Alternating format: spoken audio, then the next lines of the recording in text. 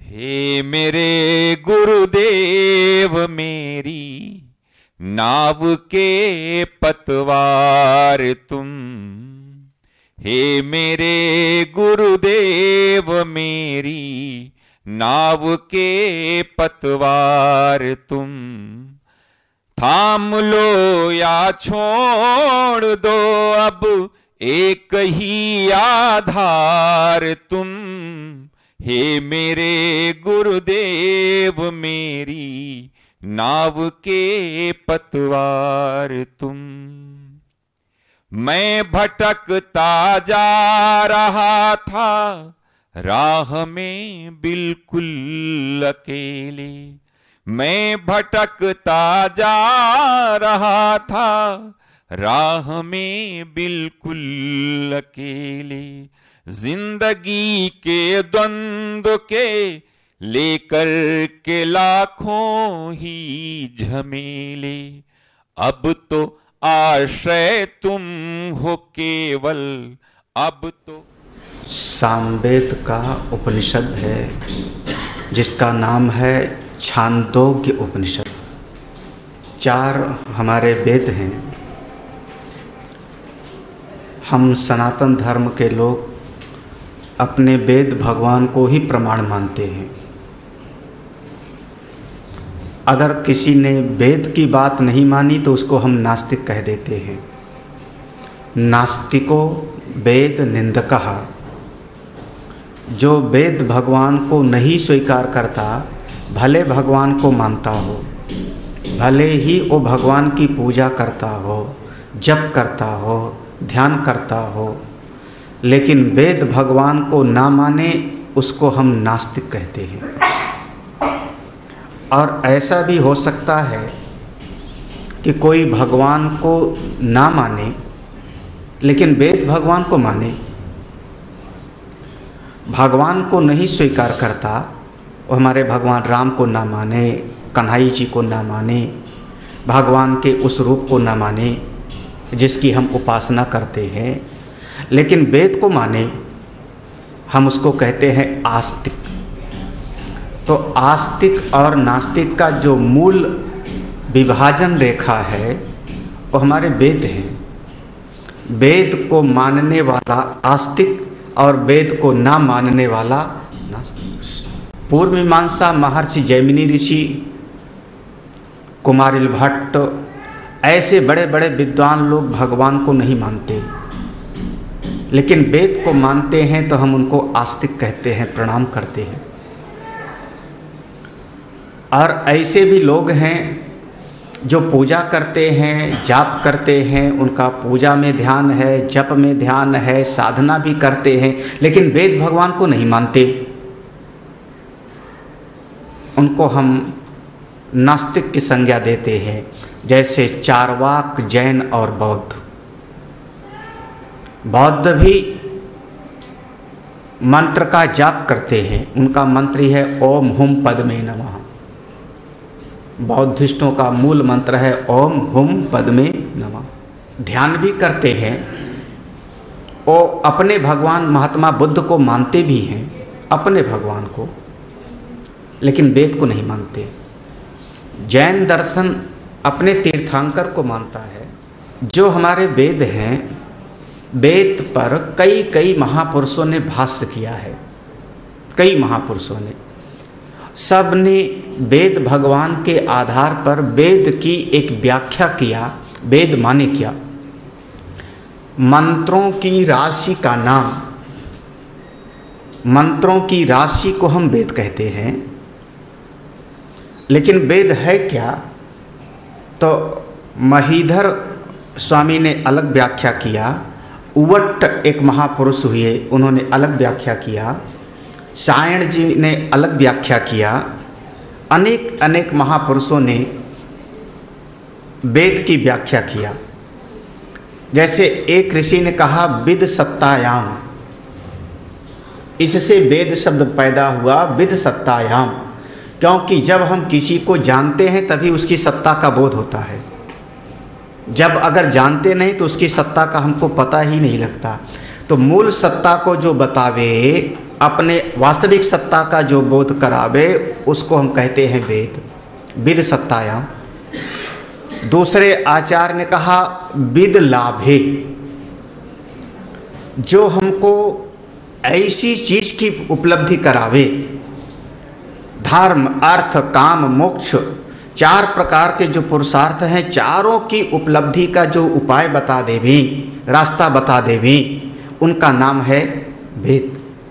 हो सकता है कोई एक व्यक्ति धर्म का उपाय बता देगा, दूसरा है अर्थ कमाने की विद्या बता देगा, तीसरा है सुख पाने की विद्या बता देगा, लेकिन धर्म अर्थ काम और मोक्ष चारों को प्राप्त करने का जो उपाय बताता है, हमको कैसे लाभ हो जावे, उसका नाम है वेद, विद लाभे।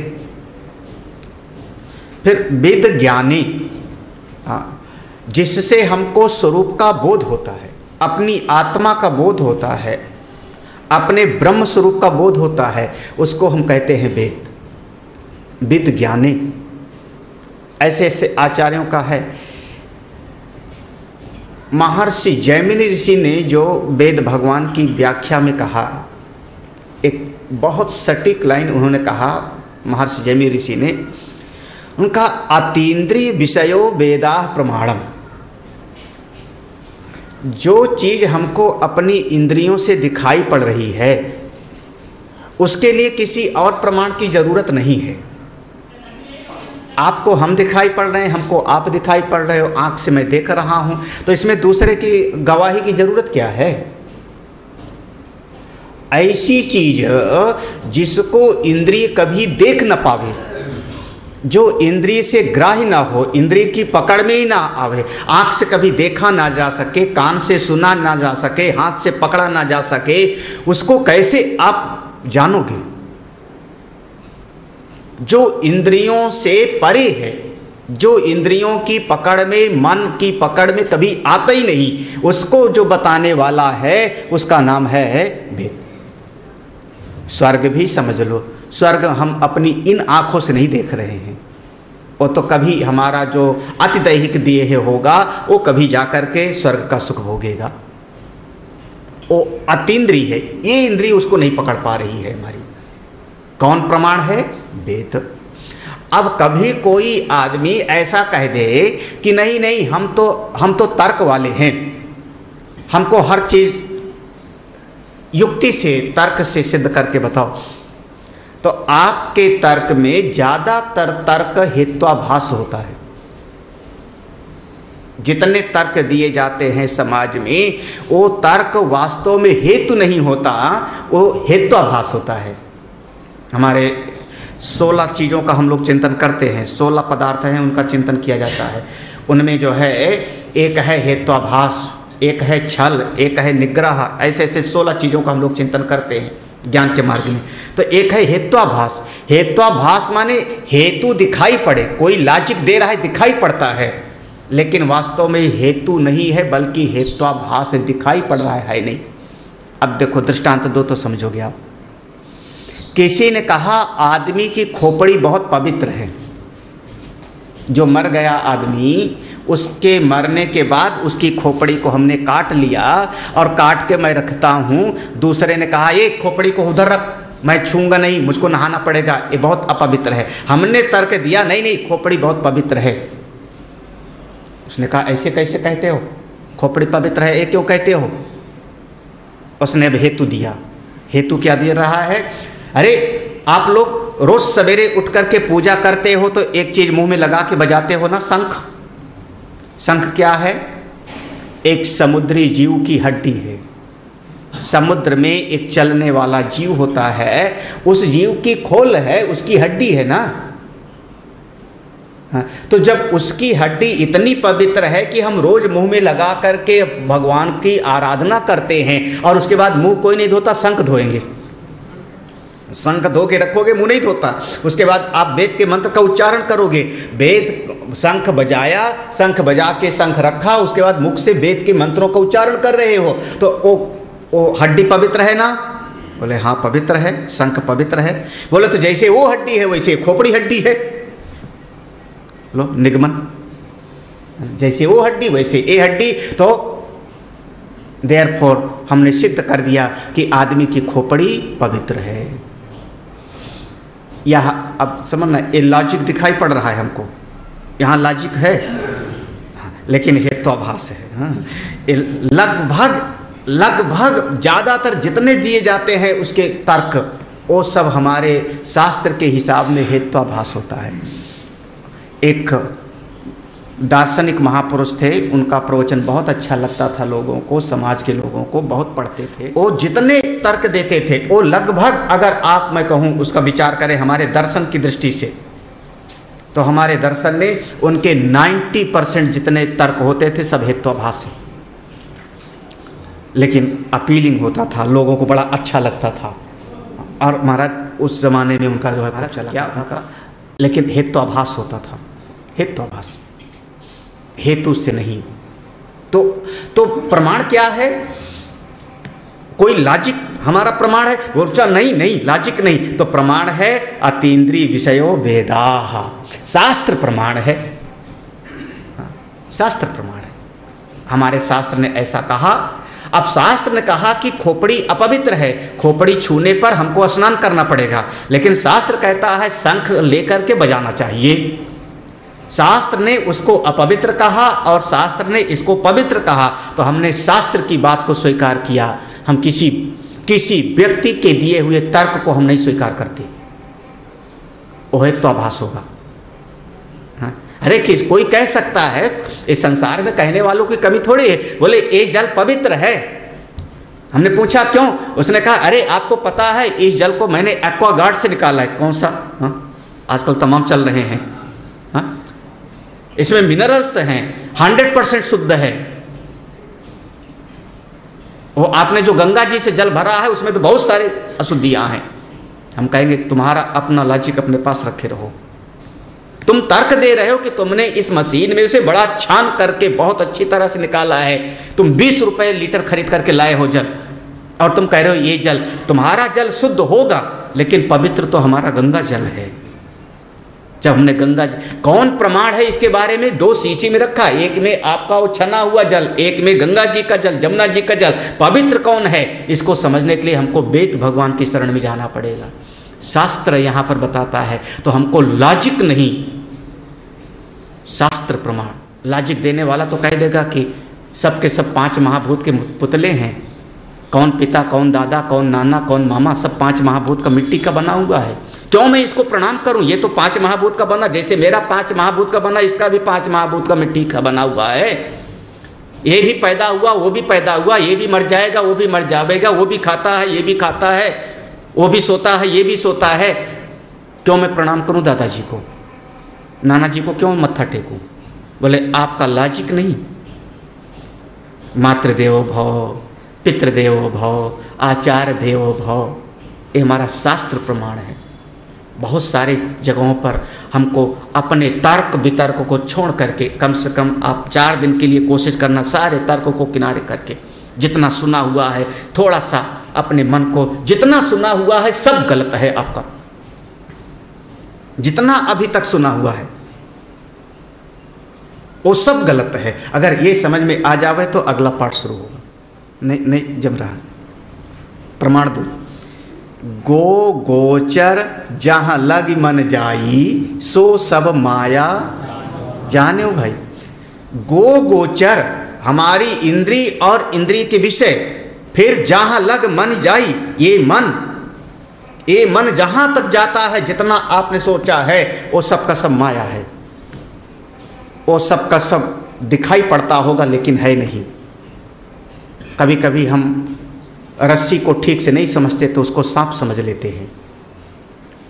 बालू में हमको जल की प्रतीति होने लगती है। आपका सब सुना हुआ भ्रम था। अगर आपका सुना हुआ भ्रम नहीं था तो आपको मुक्ति मिल गई होती ना, आप ब्रह्म स्वरूप हो गए होते। नहीं हुए इतना देर सुनने के बाद, इसका मतलब जितना सुनना था वो सब गलत। अब उस पर पहले मास्टर आता है तो ब्लैक बोर्ड पर डस्टर फेरता है। जितना सुना था, जितना पढ़ा था, सब केवल एक दुनियावी विद्या, मायामयी विद्या, बिल्कुल फ्रेश हो करके अपने मन को बिल्कुल साफ करके बैठो। हाँ, हमने कुछ नहीं सुना है, कुछ नहीं जाना है। अगर आपको ऐसा लगता है नहीं महाराज मैंने तो आप ही से 5 बार साधना शिविर कर चुका हूँ, आप ही से सुन चुका हूँ, तो अगर आपको ऐसा लगता है तो 5 बार में जो सुना हुआ है वो तो तत्वमसी हो गया, इसके पहले मुक्त हो गए होते ना। इसके पहले जो विद्याएं हमने पढ़ाई इसी उपनिषद में विद्या पढ़ाई, एक विद्या थी संवर्ग विद्या जिसमें रैक को और राजा जानश्रुति का संवाद था। दूसरी विद्या हमने पढ़ाई जिसका नाम था षोडश कला विद्या सत्यकाम जाबाल का। तीसरी विद्या पढ़ाई जिसका नाम था उपकौशल विद्या। चौथी विद्या पढ़ाई इसमें प्राण उपासना की जिसमें सारी इंद्रियां एक एक करके नाराज होकर चली गई। पहले आँख कान, अंत में प्राण की श्रेष्ठता हुई, प्राण उपासना याद करो। हाँ, फिर उसके बाद में दूसरी उपासना बताई जिसका नाम था पंचांग विद्या। ये सब विद्याएं इसमें पढ़ा, पंचांग विद्या पढ़ा। उसके बाद फिर एक उद्दालक और अश्वपति राजा का संवाद पढ़ा जिसका नाम था वैश्वानर विद्या। फिर उसके बाद आपने विद्या पढ़ी त्रिवृत्तिकरण की विद्या, 3 महाभूतों की, जिसके माध्यम से आपको सुनने को मिला तत्वमसी शेत के तो हो गए होते मुक्त। फिर नहीं हुए ना, नहीं हुए कोई बात नहीं, घबराओ मत, चिंता की कोई बात नहीं। लेकिन नहीं हुए तो जितना पुराना सुना था उसको किनारे रखो, जितना सुना था वो सब किनारे रखो, भूल जाओ। हाँ, इतनी विद्या पढ़ी मैंने, उससे मुक्ति नहीं हुई, कोई बात नहीं हुई, हम अगली विद्या पढ़ेंगे। लेकिन इसको भूल करके अब उसको यहां पर ला करके कटबैठी मत मिलाने रखना। नहीं, हमने सुना हुआ है, हमने पढ़ा हुआ है। जितना आप लोग सुने और पढ़े हैं उसका 1000 गुना ज़्यादा देवर्षि नारद पढ़े सुने हैं। हमने देवर्षि नारद के बारे में बस इतने सुना है कि बस लगाई बुझाई करते हैं, लड़ाई कराते हैं, झंझट कराते हैं। देवर्षि नारद को कितनी विद्या आती है, हम लोग अब इस प्रसंग में आ रहे हैं। इसका नाम है भूमा विद्या। इस छांदोग्य उपनिषद के 7वें अध्याय का नाम है भूमा विद्या। तो ध्यान से समझना, हमारा मूल हमारे वेद हैं, 4 वेद, ऋग्वेद, यजुर्वेद, सामवेद, अथर्ववेद। अतीन्द्रिय विषयो वेदाः प्रमाण। बहुत याद रखना, जिस चीज़ को इंद्रिय नहीं देख पाती उसमें प्रमाण हमारे शास्त्र हैं, वेद हैं। आपका लॉजिक नहीं, कोई तर्क नहीं, क्योंकि तर्क की कोई प्रतिष्ठा नहीं होती, कब बदल जावे कोई भरोसा नहीं होता। हमको समझना है तो 4 वेद में से जहाँ जहाँ ज्ञान का प्रसंग आया, आत्मविद्या का, ब्रह्म विद्या का, चारों वेद में जहाँ जहाँ ब्रह्म विद्या का प्रसंग आया उसको एक किनारे कर लिया तो उसका नाम रखा उपनिषद। कभी ये संहिता भाग में मिल जाता है, कभी ब्राह्मण भाग में मिल जाता है, कभी आरण्यक भाग में मिल जाता है, उसका नाम है उपनिषद। ऋग्वेद में भी है, यजुर्वेद में भी है, सामवेद में भी है, अथर्व, जहाँ जहाँ ज्ञान के प्रसंग, ज्ञान के 10 मंत्र मिल गए, ज्ञान के 15-20 मंत्र कहीं पर आए जहाँ पर अपनी आत्मा को ब्रह्म स्वरूप बताया जा रहा है, तो हमको उसको अलग मैंने कर लिया और फिर उसको हमने कहा ये है उपनिषद। और ऐसे उपनिषद को एक ऋषि ने पढ़ाना शुरू कर दिया अपने शिष्यों को। एक उपनिषद अपने शिष्यों को पढ़ाते थे, वो शिष्य जीवन मुक्त होकर चला जाता था और उसको हमने नाम दिया शाखा। जैसे आप लोग परिवार में चलता है गोत्र, ऐसे हमारी शाखा चलती है, हर शाखा का अपना एक उपनिषद होता था। हमारा यहाँ सामवेद का यह हमारा उपनिषद जिसका नाम है छांदोग्य उपनिषद। इसके कुछ अध्याय हमने पढ़ा है, 4, 5, 6, 7वां अध्याय हम पढ़ने चल रहे हैं। बहुत सावधानी पूर्वक समझना।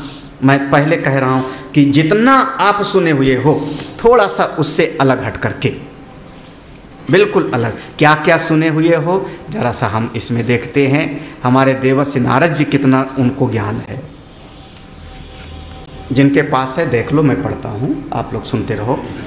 अधीय भगव हो उपससाद सनत कुमारम नारदः तम होवाच यद वेत तेन मोपसीद ततस्ता ऊर्ध्वं वक्ष्यामिति सा होवाच। ऋग्वेदं भगवो अध्येमि यजुर्वेदं सामवेद अथर्वणं चतुर्थम इतिहास पुराणम पंचमम वेदानां वेदम पित्रयं राशिम दैवं निधिं वाक उवाक्यम एकायनम देव विद्यां ब्रह्म विद्यां भूत विद्यां क्षत्र विद्यां नक्षत्र विद्यां सर्प देव जन विद्यां एतद् भगवो अध्येमि सोहम भगवो मंत्र विदेवस्मि न आत्मवित् श्रुतो हि एव मे भगवन् दृशेभ्यः तरति शोकम आत्मवित इति सोहम भगवा शोचामि तम मां भगवान शोकस्य पारं तारयित्वत् तम होवाच यद्वै किंचिद एतद् अध्यगीष्ठा नाम एव एतत्। एक समय की बात है, ब्रह्मा जी से मानस पुत्र के रूप में जो पैदा हुए हैं उनका नाम है देवर्षि नारद। ब्रह्मा जी के शरीर से बहुत सारी सृष्टि हुई है, उनके मानस पुत्र हैं नारद, जिनको देवर्षि का पद मिला। एक दिन देवर्षि नारद के मन में बड़ा बेचैनी होने लगी, शोक होने लगा। कौन सा प्रसंग है देखो, अब यहाँ पर अभी वेद का मंत्र है, वेद का मंत्र है कि देवर्षि नारद के मन में शोक हो रहा है। लेकिन क्यों शोक हुआ, कब शोक हुआ, किस कारण से शोक हुआ, अब इसको अगर हमको समझना हो तो वेद में नहीं पुराण में मिलेगा। हमारे वेद और पुराण का यही एक संगति है कि वेद भगवान में कोई एक घटना का वर्णन है, लेकिन उस घटना की परिस्थितियों का, उस समय के देश काल का जो निरूपण मिलेगा वो आपको पुराण में मिलेगा। हरिश्चंद्र का नाम है वेद में, वेद में हरिश्चंद्र और उनका बेटा रोहित का नाम है, लेकिन कथा हमको अगर समझनी हो कि हरिश्चंद्र ने कैसे किया, क्या किया, कैसे हुआ उनके जीवन में, तो वो वेद में कथा नहीं मिलेगी आपको। वो कथा हमको पुराण में जाके देखना पड़ेगा। जो हरिश्चंद्र की कथा आप सुने हुए हो वो कथा वेद में नहीं है, नाम है, घटना का जिक्र है कि ऐसा हुआ था, लेकिन उसका पूरा वर्णन हमको मिलता है पुराण में। इसलिए पुराण को बहुत साधारण मत समझना, यहाँ पर नाम आ रहा है। देवर्षि नारद के जीवन में कई घटनाएं हुई हैं, कई घटनाएं। आप एक घटना वो भी लगा सकते हो, जब भगवान को श्राप दे दिया उन्होंने, जाओ तुम भी पत्नी के वियोग में ऐसे ही रोगे, बंदर भालू से सहायता मांगोगे, समुद्र पर पुल बनवाओगे, कहाँ होगा वो सब ऐसी जगह पे आप लोग बैठ के सुन, तो वो घटना भी हो सकती है। कोई और भी घटना हो सकती है देवर्षि नारद के जीवन में। लेकिन एक समय पर देवर्षि नारद के मन में बहुत शोक होने लगा, परेशान हो गए, मन से परेशान हो गए, अपने मन से। क्या करूं क्या करूं। 4-6 संत लोग बैठे थे, उन 4-6 संतों के बीच में बैठे, वो भी बैठे हैं, शायद उसमें अत्रि हैं, अंगिरा हैं, पुलाह हैं, देवल हैं, वशिष्ठ हैं, ऐसे ऐसे ऋषियों के बीच में बैठे थे देवर्षि नारद। और उसमें चर्चा में आया, एक संत ने कोई बात कहा, तरत शोकम आत्मविद, आत्मज्ञानी शोक को पार कर जाता है, आत्मज्ञानी के जीवन में कभी शोक नहीं होता। क्यों? क्योंकि आत्मज्ञानी के जीवन में मोह ही नहीं होता। तरत शोकम आत्मविद, आत्मज्ञानी शोक को पार कर जाता है। वहाँ से देवर्षि नारद सुन के हटाए, अकेले आकर के जब बैठते हैं तो उनके मन में थोड़ी बेचैनी होने लगी कि हम इतने पढ़े लिखे हैं, अभी अभी संत लोगों के बीच बैठे थे तो चर्चा हो रही थी कि आत्मज्ञानी शोक मोह को पार कर जाता है, आत्मज्ञानी कभी शोक नहीं करता, और मेरे मन में तो शोक हो रहा है, मैं तो परेशान था मन से। इसका मतलब ये जो अनेक अनेक ऋषि लोग बैठ के चर्चा कर रहे थे वो गलत तो थे नहीं, मुझको शोक क्यों हो रहा है, क्या करूं क्या करूं, चलूं किसी गुरु जी के पास चलूं। किसी गुरु जी के पास चलो। कारण क्या? क्योंकि अभी तक कोई गुरु नहीं है। और गुरु बिन होय की ज्ञान, बिना गुरु के कभी ज्ञान नहीं होता। संभवतः पहले पढ़े हो आचार्यवान पुरुषो वेद, इसी उपनिषद में आया था, इसी उपनिषद में आया था आचार्यादैव। हाँ, जो आचार्य के द्वारा विद्या प्राप्त होती है वही हृदय में प्रतिष्ठित होती है। चलो चलो, एक दिन हाथ में समिधा लेकर के, समित पाणी होकर के, जैसे हमारी परंपरा है, देवर्षि नारद ढूंढते ढूंढते गए ब्रह्मा जी के मानस पुत्र और देवर्षि नारद के बड़े भाई, जिनका नाम है सनत कुमार जी महाराज। ब्रह्मवेत्ता हैं, शरीर 5 साल का ही दिखाई पड़ता है, लेकिन ब्रह्म ज्ञानी है। कितने उम्र के हैं आप हिसाब नहीं लगा सकते, क्योंकि जब ब्रह्मा पैदा हुए तो ब्रह्मा के साथ ही, ब्रह्मा से ही उनका प्रकटीकरण हुआ। लेकिन अभी भी वो 5 साल की आयु वाले ही वैसे लंगोटी लगाए ज्ञानी घूमते रहते। उनकी शरण में पहुंच गए, जा करके उनको प्रणिपात किया, और प्रणिपात करके प्रणाम करके सनत कुमार जी ने देखा, अच्छा मेरे छोटे भाई आए देवर्षि नारद, लेकिन हाथ में जो समिधा थी, नारियल था, जो कुछ लकड़ी वगैरह थी, वो सामने रखा, इसका मतलब शिष्य बन के आए। अगर भाई बन करके आते तो थोड़ा कुछ अलग व्यवहार होता।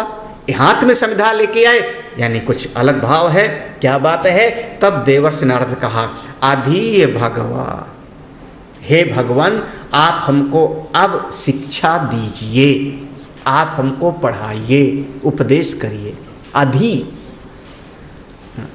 अधि माने ऐसा हमको बताइए कि मेरे मन में बैठ जावे बात, ऐसा बताइए कि हमारा हृदय उस बात को ग्रहण कर ले।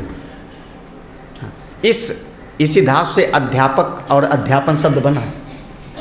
अध्यापक वो नहीं है कि जो आया क्लास में 1 घंटे तक लेक्चर दिया, सुनने वाले बच्चे को कुछ समझ में आवे चाहे ना आवे, उसको अध्यापक सही नहीं कहते। उसको फिर हमारे यहाँ लेक्चरर, हाँ, लेक्चर दिया चला गया, वो फिर अध्यापक। अध्यापक माने सामने वाले बच्चे के धरातल पर उतर के हमको समझाना है। हमारे पास अगर 100 लोग बैठे हैं तो 100 लोगों में से जो समझते हैं तो समझदार हैं ही, और जो नहीं समझता उसको हमको समझाना है। तब तो मैं अध्यापन का कार्य कर सकता हूं सही तरीके से। केवल अपने हिसाब से अगर आप सुनाओगे तो आप सही अध्यापक नहीं हो, फिर अधि शब्द नहीं होगा। नहीं तो जितने ऋषि लोग हैं तब तो सब ब्रह्म स्वरूप में हैं। और जब कोई पूछता है, कोई शिष्य पूछता है ऋषि से, तो कहते हैं यज्ञ करो, उपासना करो, इस प्रकार से ध्यान करो। क्यों? अपने धरातल से नीचे उतर के आए ना, तब तो उनको कह रहे हैं पूजा करो, तब तो उनको कह रहे हैं उपासना करो। अपने स्वरूप से अगर वो बात करें तो कहेंगे तुम ब्रह्म हो, तुम तो आत्मा हो, तुमको तो कभी कोई बंधन हुआ ही नहीं। हमको अपने स्वरूप से नहीं, हमको हमारे सामने जो सुनने के लिए आया है उसको समझाना है। तो अधीह, अधीह, हे भगवान। भाई जिससे पूछ रहे हो उसके प्रति भाव क्या होना चाहिए? देखो श्रुति भगवती कह रही भागवो, भगवान। थोड़ा मैं जानता हूँ, थोड़ा गुरुजी भी जानते होंगे, इससे फिर ज्ञान नहीं होता, इससे ज्ञान नहीं होगा। ब्रह्म विद्या की शर्त यही है कि जिससे आप सुन रहे हो उसके प्रति ब्रह्म बुद्धि हो, भगवत बुद्धि हो। पता नहीं कहाँ से जो है, हाँ श्लोक सबको याद है, गुरुर ब्रह्मा गुरुर्विष्णु गुरुर्देवो महेश्वरा, हाँ गुरु साक्षात परब्रह्म, श्लोक याद है। त्वमेव माता च पिता से श्लोक याद है, लेकिन उसके प्रति ब्रह्म बुद्धि नहीं, भगवत बुद्धि नहीं है। 10 प्रकार के दोष गिना देंगे हम जब कभी मौका आवेगा। नहीं, गुरुजी को ऐसा नहीं करना चाहिए था, गुरुजी और तो बाकी सब ठीक है, लेकिन ये बात उनकी नहीं ठीक है। क्या हो गया? फिर अभी आपके प्रति, आपकी दृष्टि में भगवत बुद्धि नहीं हुई। अधि भगवा, भगवान। लक्ष्मण जी ने जब भगवान राम से पूछा था तो यही कहा था, सुर नर मुनि सचराचर साईं, मैं पूछो निज प्रभु की नहीं। जब तक वो भगवत बुद्धि नहीं होगी ज्ञान टिकेगा नहीं। चाहे जितना उपाय कर लो, चाहे जितना कोई कोशिश कर ले, हाँ कभी कभी दोष दिखाई पड़ जाता है लोगों को, हाँ वो तो सब ठीक है, लेकिन कई लोग कहते हैं पहले गुरुजी सही थे, बढ़िया थे, अब बिगड़ गए, मतलब तुम सही हो। हाँ क्या बिगड़ गए? अब हमारी सुनते नहीं, दूसरे के कहने में चलते, फिर आपको ज्ञान कैसे होगा? अधि भगवा उपससाद, उपससाद हाँ निपात है, देवर्षि नारद उपससाद माने समिधा पूर्वक सही विधि से शरण में गए और जाकर के उनसे कहा भगवान आप हमको शिक्षा दीजिए, सनत कुमार की शरण में गए। अच्छा, नारद तम होवाच, नारद जी से सनत कुमार जी ने देखा, यहाँ पर ये नहीं पूछा तुम्हारी तबीयत कैसी है, हाँ कितनी दुनिया घूम के आए हो देवर्षि। हाँ आप लोग घर जाओगे तो घर में लोग यही पूछेंगे ना, क्या क्या देख के आए हो, जो पूछे कि कहाँ कहाँ घूमे, क्या क्या देखे, पक्का समझना वो आपका शिष्य नहीं है। उससे ज्ञान की बात मत सुनाना शुरू कर देना उपनिषद का, कि हम ये पढ़ के आए, उसको ये बता देना हम रामेश्वरम का दर्शन करके आए, मंदिर भगवान का दर्शन करके आए, हम वहाँ पर। उपनिषद मत सुनाना, क्योंकि वो उपनिषद सुनने की बात तो पूछ ही नहीं रहा। सनत कुमार जी ने कहा नारद नारद यद वेत्थ तेन माँ उपसित, तुमको जो भी आता हो, यद वेत्थ माने जितना कुछ भी तुमको आता हो, तेन माँ उपसित उसको सबको मेरे सामने बता दो, जितना तुमको आता है मेरे सामने सब बताओ कि क्या क्या तुमको आता है। ततः उसके बाद ततः ता ऊर्ध्वम, उसके बाद मैं विचार करूंगा कि क्या क्या वक्ष्यामिति, क्या क्या हमको बताना जरूरी है, तुमको क्या क्या आता है पहले सब बता दो। कारण क्या कि जो तुमको आता है पहले से और जो हमको आता है, दोनों को कोई बात आती है तो उसकी बात करके समय क्यों गंवाएं? ये ना समझो का समय गंवाने का तरीका है। उसने भी न्यूज में सुन लिया है कि दिल्ली का मुख्यमंत्री कौन, हमने भी सुन लिया, और पार्क में खड़े होकर के शुरू है ना, दिल्ली के इंडिया गेट के पार्क में शुरू, उसने भी सुना है, हमने भी सुना है, तो उसकी चर्चा करके आप गंवा क्यों रहे हो समय? एक बहुत बड़े महापुरुष रोज सवेरे घूमने जाया करते थे, रोज सवेरे उनका नियम था घूमने के लिए। उनके साथ उनका एक मित्र भी, शिष्य भी घूमने जाता था। 2-3 किलोमीटर घूमते, चारों तरफ से घूम करके बगीचे से आते, जब आते फिर अपना हाथ पांव धोते, चाय पीते। एक दिन जो उनका मित्र था अपने एक साथी को लेके आए, कोई रिश्तेदार उस साथी आया, उसको भी लेके आए।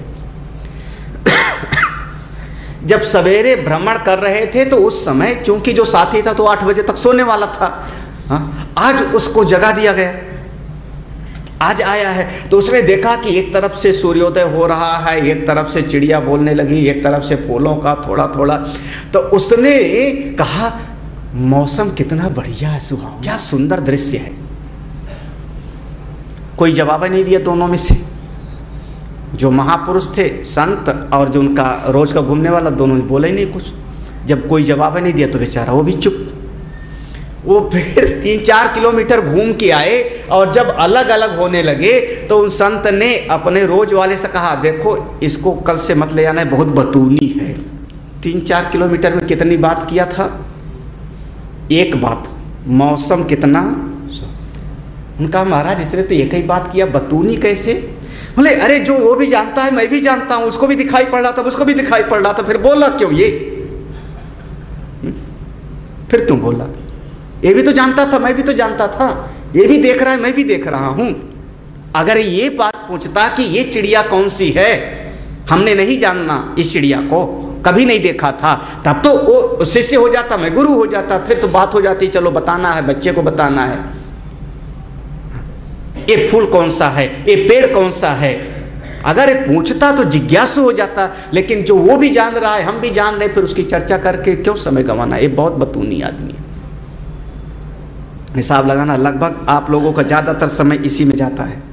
पहले तुम बताओ तुमको क्या क्या आता है, यद वेत्थ, जो आता है सब मेरे सामने, माँ उपसित मेरे सामने बता दो। उसके बाद तथा तम ऊर्ध्वम वक्ष्यामि, तब उसके बाद क्या क्या हमको बताना है ये मैं सोचूंगा, उसके बाद सोचूंगा क्या क्या बताना है।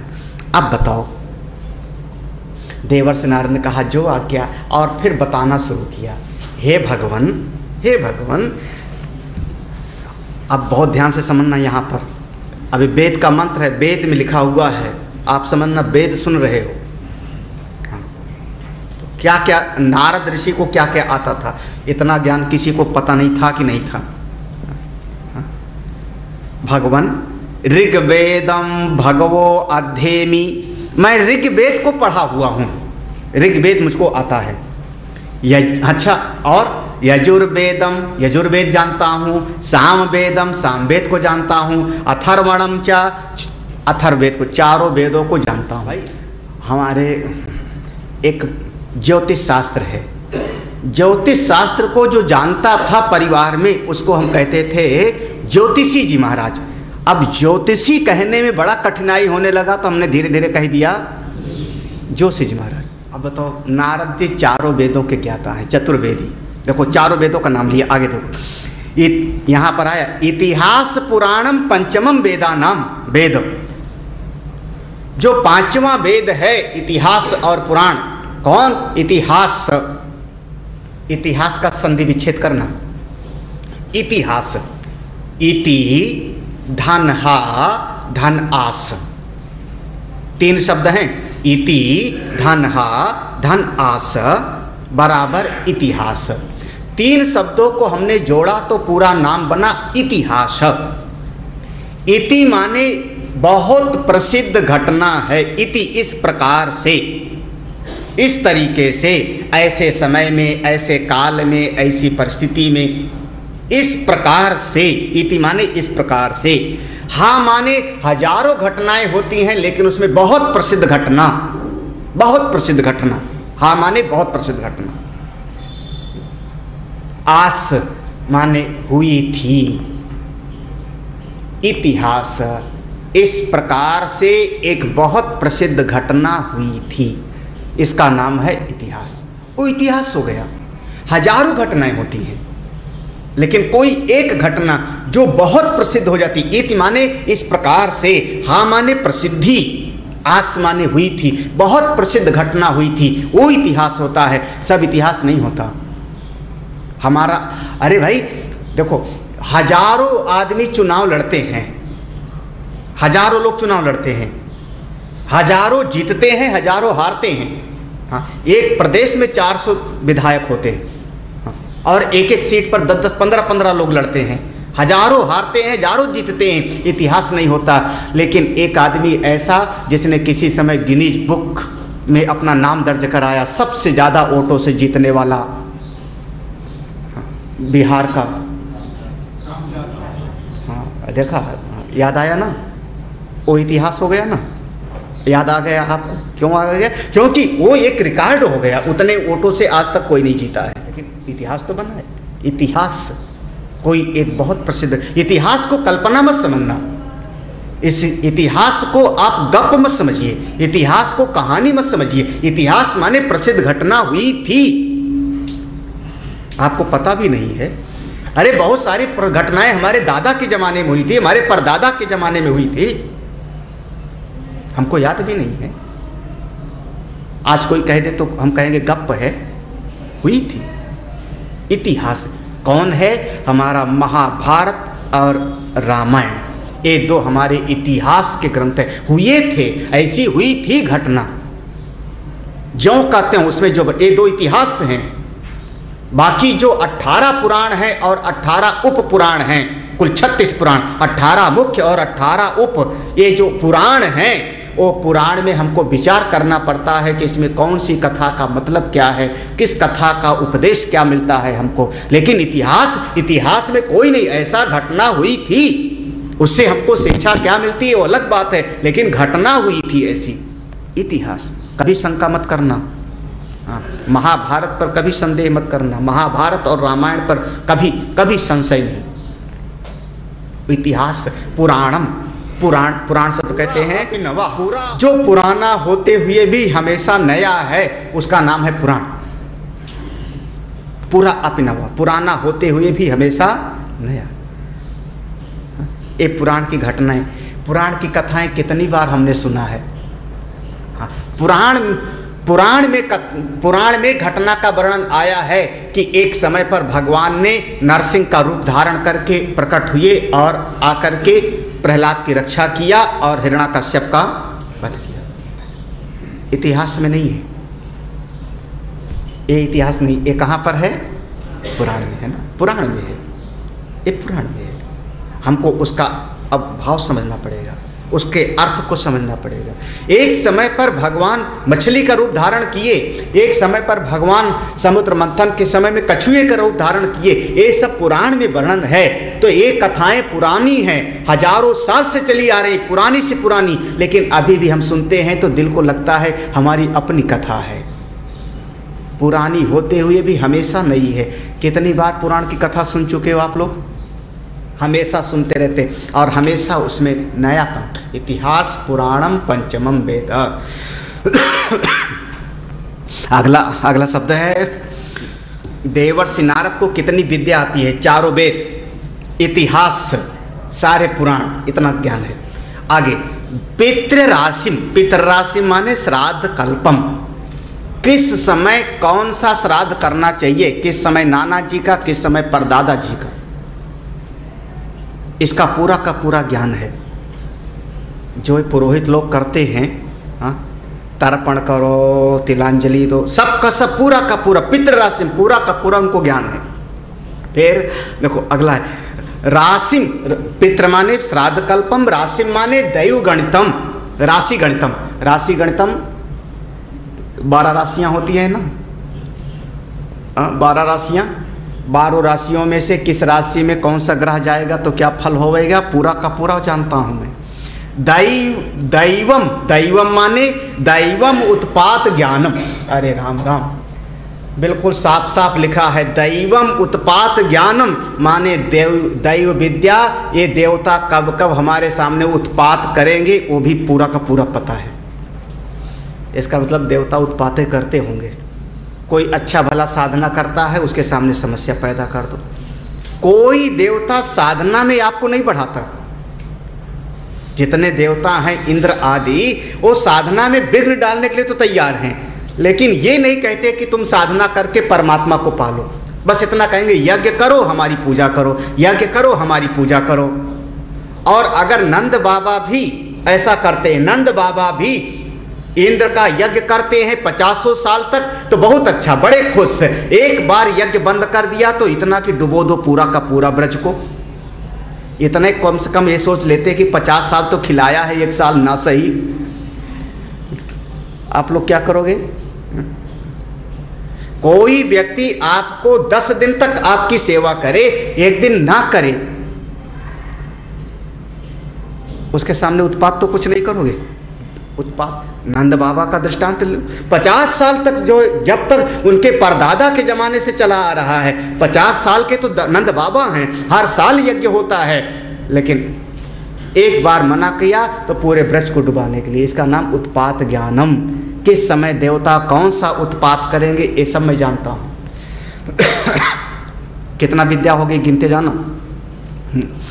फिर निधिम, निधिम महाकालादि निधि शास्त्रम, महाकालादि, महाकालादि कौन सा समय इतना श्रेष्ठ है कि जमीन खोदने पर खजाना निकल आ। अच्छा, वो सब दैव, हाँ, निधिम एक सब खजाना। वैसे अपने यहाँ पर 9 निधियाँ मानी जाती हैं, अष्ट सिद्धि 9 निधि, हाँ, उसमें सब आता है, उसके अपने अपने वर्णन हैं। खैर, वाक उवाक्यम, वाक्य उवाक्यम तर्क शास्त्रम, पूरा का पूरा लगता है वेदांत परिभाषा वगैरह सब पर डाला होगा देवर्षि नारद ने। पूरा का पूरा न्याय दर्शन के विद्वान, तर्क शास्त्र, जितना तर्क आप कर सकते हो, 16 के 16 पदार्थ का चिंतन करने वाले, ओ पूरा का पूरा तर्क शास्त्र। हाँ, वाक उवाक्य, वाक्य माने हमने कुछ बोला, वाक वाक्य तुमने उसको काट दिया अपने वाणी से, फिर आपने कुछ कहा, मैंने उसका खंडन कर दिया, इसका नाम हुआ वाक्य उवाक्य। पूरा का पूरा तर्क शास्त्र के प्रकांड विद्वान, उनसे बड़ा कोई वकील नहीं रहा होगा। एकायनम, एकायनम माने नीति शास्त्रम, नीति शास्त्रम। देखो आप सोचते जाना देवर्षि नारद को कितना ज्ञान। नीति शास्त्रम, नीति कहते हैं किस समय क्या काम करना चाहिए, किस समय क्या नहीं करना चाहिए। पिताजी आ गए तो कैसा प्रणाम करना है, भाई आया तो कैसे करना है, दादाजी आए तो कैसे करना है, गुरुजी आए तो कैसे करना है। अरे सबका विधान है। कहा वर्णन नीति है। नीति क्या है कि माता पिता अगर सामने आते हैं तो उनको घुटने से प्रणाम किया जाता है, घुटना टेक करके, घुटना टेक करके जैसे प्रणाम करते माता पिता, घुटना से प्रणाम किया जाता है, घुटना टेक करके प्रणाम किया जाता है माता पिता को। और फिर जब कोई बंधु भाई आ गए तो उनको हाथ जोड़ करके प्रणाम किया जाता है। ये आपका नीति शास्त्र है। बंधु भाई आए, हमारे सम अवयव वाले आए तो हमने उसको हाथ जोड़ करके प्रणाम किया। कोई हमसे श्रेष्ठ आए तो उनके सामने सर झुका के हमने जो है प्रणाम किया। ये सब विधान हैं। कोई बहुत प्रिय आया तो उसको गले लगा करके प्रणाम करते, जैसे भगवान राम ने भरत जी को गले लगाया, हनुमान जी को गले लगाया। बहुत प्रिय है तो आलिंगन करके प्यार दिखाया जाता है। और अंत में कहा जब आचार्य और भगवान के सामने जाते हैं तो साष्टांग प्रणाम का विधान होता है, जिसमें शरीर के 8 अंग जमीन में छूते। अब लोग ये नीति शास्त्र है, ये नीति शास्त्र है। नीति शास्त्र है कि किस दिन हमको दाढ़ी बनवाना है, किस दिन नहीं बनवाना है। बैंक का कर्मचारी होगा कहेगा रोज बनाओ, नहीं तो नौकरी से निकाल देंगे। हाँ, ऐसा कुछ हो गया अब आजकल।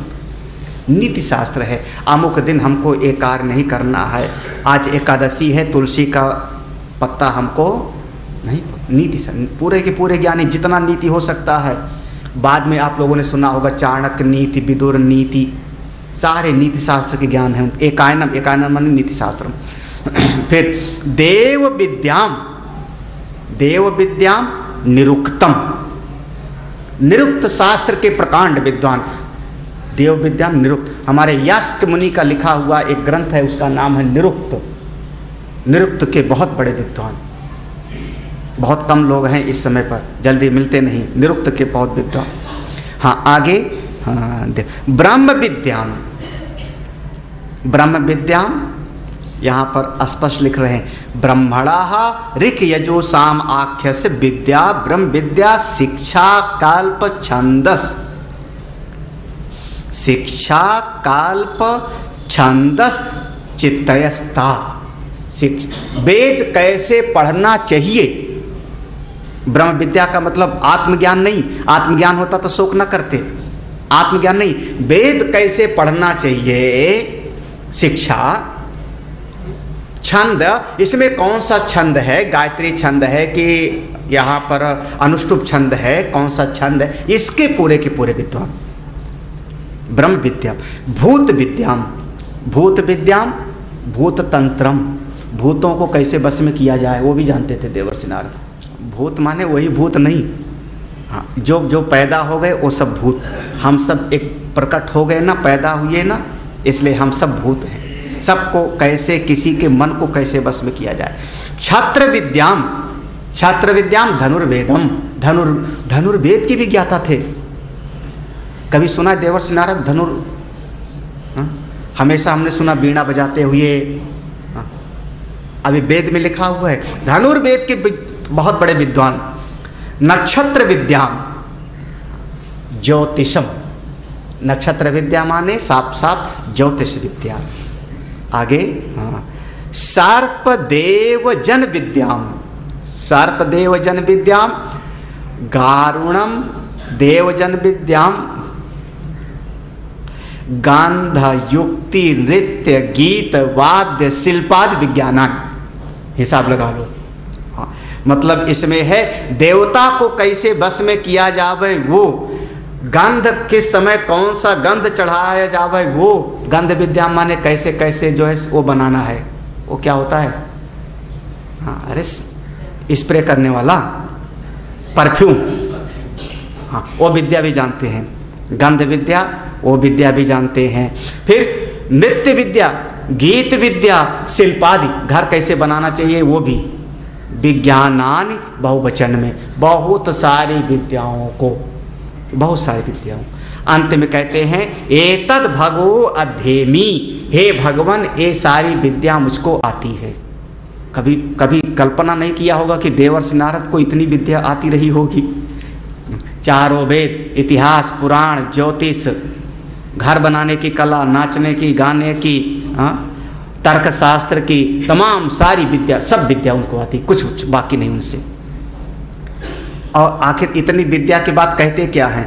सोहम भगवो मंत्र विदेवस्मि ना आत्मवित श्रुतः ही एव में भगवत ईदृशभ्या तरति शोकम आत्मवित इति सोहम भगवः शोचामि। हे भगवान, हमको अभी भी शोक हो रहा है। इतनी विद्या पढ़ने के बाद भी हमको अभी शोक हो रहा है। भगवा शोचामि, मैं बहुत परेशान हूँ, मेरा मन परेशान है, बड़ी चिंता है, बड़ी मन में व्याकुलता है। क्यों? इतनी विद्या तो पढ़े हो। तो कहते भगवो, ये सब हमें मंत्र को जानता हूँ, मंत्र मुझको रटे पड़े हैं, सारे मंत्रों को मैं जानता हूँ, लेकिन ना आत्मवित, मैंने अपनी आत्मा को नहीं जाना। सारी विद्या को मैं जानता हूँ, अपनी आत्मा को नहीं जाना, इसलिए भगवान मैं शोक कर रहा हूँ। और मैं संतों के बीच में बैठा था तो सुन लिया था, तरति शोकम आत्मविद, आत्मज्ञानी शोक को पार कर जाता है और मुझको शोक हो रहा है। इसका मतलब मैं अभी आत्मज्ञानी नहीं हूँ। सब ज्ञानी तो हूँ, आत्मज्ञानी नहीं हूँ।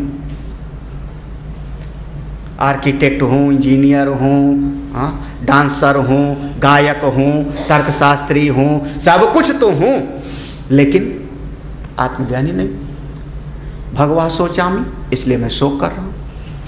अब आप प्रमाण के रूप में ले सकते हो, ये वेद भगवान ने कहा, सारी विद्या आपको आती हो, लेकिन फिर भी शोक से छुटकारा मिलना संभव नहीं। सब विद्या आती हो। अब इसको आप पुराण की कथाओं में ढाल लो। दशरथ महाराज का शोक है, दूसरे महापुरुष हैं, तीसरे महापुरुष हैं, सब के सब शोक कर रहे हैं। भले भगवान के पास आए हों, शोक तो हो रहा है। अक्रूर जी महाराज का दृष्टांत हमारे सामने है भागवत जी में। अक्रूर जी को भगवान ने दर्शन दिया, साथ बैठ के आते हैं। वो अक्रूर जी को बाद में बड़ी परेशानी हुई, भाग गए द्वारका छोड़ करके काशी। शोक तो होता है, शोक होता है तो अभी कोई कमी है, अभी कोई कमी है। भगवान हमको अब वो विद्या दीजिए जिससे मैं शोक को प्राप्त पार कर जाऊं। देवर्षि नारद को सामने कहा, अरे एक लाइन में कहा, हे देवर्षि, यद वै किंचित अध्यगिष्ठ। हे देवर्षि, अभी तक तुमने जितना भी कुछ पढ़ा है, नाम एव एतत्, सब केवल पढ़ा है तुमने, नाम मात्र को पढ़ा है, अभी तुमको कुछ ज्ञान नहीं हुआ है। तुम्हारी बुद्धि में जानकारी है, नाम एव एतत्, नाम तुमने पढ़ा, मंत्र तुमने रट लिए हैं, लेकिन अभी भी तुमको अपनी आत्मा का ज्ञान नहीं है। नाम को तुमने जाना है। महाराज, ये नाम क्या चीज है? सनत कुमार जी कहते हैं, नाम क्या चीज है वो मैं बताता हूँ। नाम क्या है और नाम की व्याख्या करते हैं अगले मंत्र में, लेकिन यहाँ पर इतना समझना, तरति शोकम आत्म, ज्ञानी का एक पहचान है, एक सूत्र ले लिया आपने, एक प्रमाण, कसौटी है, कसौटी। जैसे कभी देखो तो किसी ज्वेलर के पास जाओ तो कसौटी का एक पत्थर होता है, उस पर घिस करके देखता है, और जगहों पर उनके अपनी मशीनें हैं, उसमें डाल करके देखा। आजकल दूध में कितना पानी मिलाया है उसका भी एक आता है, अलग नहीं कर पाते। दूध में से क्रीम निकाल लेते हैं वो चला करके, हाँ, वो मशीन में डाल देते तो पता लग जाता है कितना प्रतिशत पानी है, कितना दूध है, अलग नहीं कर पाते। अलग ये पहचान है, पहचान। तरति शोकम, जब ज्ञान होगा तो शोक को पार कर, फिर शोक नहीं करोगे। और ठीक है, भले भूखे रह लोगे, ये नहीं कहा कि रोटी मिल जाएगी तुमको ज्ञानी होने के बाद। आत्मज्ञानी को बढ़िया हलवा और मालपुए खाने को मिलेगा, ऐसा तो लिखा नहीं। आत्मज्ञानी को, जो आत्मज्ञानी हो जाएगा उसको बढ़िया कमरा मिलेगा रहने को रामेश्वरम में, ये लिखा है कहीं? ये तो लिखा नहीं। जो आत्मज्ञानी हो जाएगा उसको हो सकता है सब कुछ, ये संसार के झंझावत आवेंगी, वो आत्मज्ञानी के जीवन में भी परिस्थितियां परिवर्तित होंगी, लोग मिलेंगे, लोग बिछुड़ेंगे, लेकिन एक पहचान है, आत्मज्ञानी को शोक नहीं होता। और अगर हमको शोक हो रहा है, इसका मतलब जितनी विद्या हमने पढ़ी है वो सब केवल नाम मात्र ही है। डस्टर फिड़ाओ। आप सबको शोक तो नहीं हो रहा ना? अभी नहीं हो रहा है, मैं मान लूँ अभी नहीं हो रहा है, लेकिन अभी कमरे में तो हो रहा था। यहाँ जब सत्संग में बैठ गए तब नहीं हो रहा है। हाँ, जब ट्रेन लेट थी तब नहीं हो रहा था। हाँ, जब ट्रेन से उतरे तब नहीं हो रहा था। चिंता नहीं हो रही आगे क्या हो गई है, कैसे जाऊंगा, कैसे जाऊँ। अभी हो रहा है। ना होवे आत्मज्ञानी होता है, मतलब अभी जितनी विद्या है सब नाम एव एतत्, सब केवल नाम ही है। हे देवर से ये सब नाम मात्र का है, सब बेकार। महाराज सारा किए कराए पर पानी फेर दिया है सनत कुमार जी ने। यही तो है ना, सारा जितना कुछ किया आज तक हमने, सब पर उन्होंने एक साथ बराबर, सब नाम मात्र का है। इतना मैंने पढ़ाई किया, इतना मैंने नौकरी किया, इतना मैंने बाल बच्चों को पाल पोस के बड़ा कर दिया। अरे मैं 4 बच्चों को मैंने पढ़ा लिखा के बड़ा कर दिया। जरा सा शोक होता है, अभी कभी कभी तकलीफ हो जाती है मन में। सनत कुमार जी कहते हैं सब तुम्हारा बेकार का, नाम मात्र का था, सब नाम मात्र का। बिल्कुल खाली हो के बैठो तो लग रहा है कुछ किए हो, सब कर के आए गए पक्का, बढ़िया बढ़िया। फिर वही पहचान, शोक हो रहा है कि नहीं? कभी मन में चिंता तो नहीं होती, परेशानी तो नहीं होती? होती है, होती, बिल्कुल होती। भैया आपको ना होवे तो बहुत महान, मुझको तो होती है कभी कभी। तो इसलिए तरत शोकम आत्मविद, आत्मज्ञानी शोक को पार कर जाता। अब ये हमारे वेद का मंत्र है, और इस कसौटी पर आपको खरा उतरना है। अगर वास्तव में साधना शिविर में हम साधना करें, हमको इस कसौटी पर खरा उतरना है। उसके तर्क अलग है, विचार करने का तरीका अलग है। कैसे शोक मुझको ना होवे, कैसे विचार करूं, वो अलग बात है, वो आगे आवेगा। शोक से पार जाने का उपाय क्या है? लेकिन एक कसौटी है कि अगर जीवन में शोक होता है, मन दुखी है, इसका मतलब अभी तक हमारा किया हुआ बहुत ज़्यादा फलीभूत नहीं, नाम ये बस नाम मात्र का किया। हम लोग इस समय यहीं पर विश्राम दे रहे हैं इस शाम के सत्संग का।